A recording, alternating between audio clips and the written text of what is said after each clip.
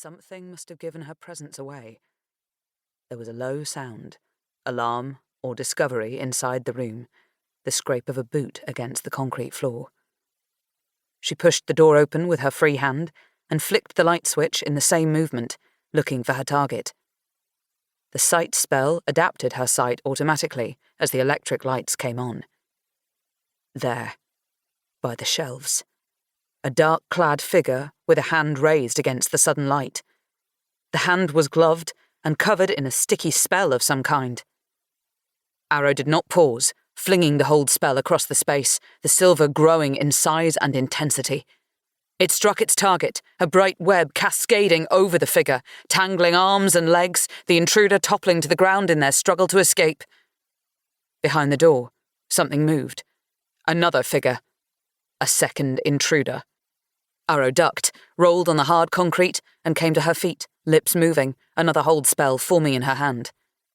The second figure was more cautious than the first, stepping quickly away from the silver net as she threw it.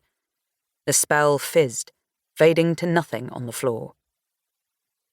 Humans, Arrow realized, watching the movement. The first was still tangled in the net, using a silver blade to try and cut the strands of her spell. The second was moving again, something in one gloved hand. Spell or weapon, Arrow was not sure. She did not wait to find out, ducking under one of the workbenches, drawing her Kree-Sayang and making a slender cut at the fleshy base of her thumb, the spell for mage fire coming easily. Less easy to bind it, to do no permanent harm. The delay to add the binding was dangerous. The workbench above her jolted, the searing heat of mage fire lifting her hair. The second had cast mage fire, with no bindings. Anger lit, replacing the fear. This was her space. She rose behind the burning surface and flung her own mage fire back. The figure's wards flared, well-crafted but weak. Her mage fire spread, clinging to the magic, burning. The figure screamed, rolled onto the ground, trying to put the fire out. Arrow straightened slightly, another hold spell ready, waiting until the other's wards were gone before calling back her fire, sending the hold spell in its place. The figure lay still, charred clothing smoking slightly, smell of melting plastic making her nose wrinkle. There was a slight sound behind her, and she ducked again, rolling onto the cold concrete in a move becoming familiar with practice. A move Kalish had taught her, the Erith warrior an uncompromising teacher.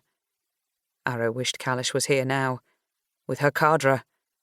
There was a reason war mages worked with warriors around them. Forming spells required concentration, which was hard to find when dodging attacks. Above her head, the workbench, still burning with mage fire, shattered as something struck its surface. Bits of burning wood, splinters of the bench, coated with mage fire, soared through the air in a lethal cloud that fizzed against her wards. She got to her feet, dense ball of mage fire in one hand, flinging it across the room. The other staggered back, wards barely holding. The first intruder. Surprised by her hold spell, he had still managed to escape. More powerful than the other. He held a long, metal-tipped staff she had not noticed before. He swung it in a practiced move, power gathering along its length, and she ducked again. Mage fire cascaded down its length, scorching a path across the concrete floor. The air clouded with smoke. Burning concrete, smouldering wood, the static crackle of lethal magic.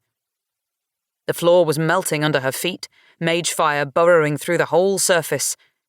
She moved back towards the door, nearly tripped on the untied bootlaces flapping around her feet, wards flaring, brilliant even in the first world, protecting her from another bolt of fire from the intruder's staff.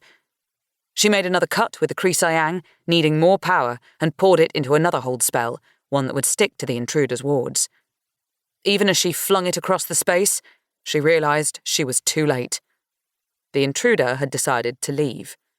Staff now dull, the intruder was running away, heading for the open door at the back of the building. Arrow let the magician go. The fool humans had unleashed unfettered battle magic into a confined space, and if it was not contained, the whole building would fall. The fire would not stop until it had run out of fuel.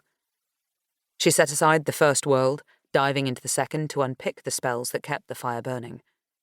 The human spell work was unimaginative. Effective.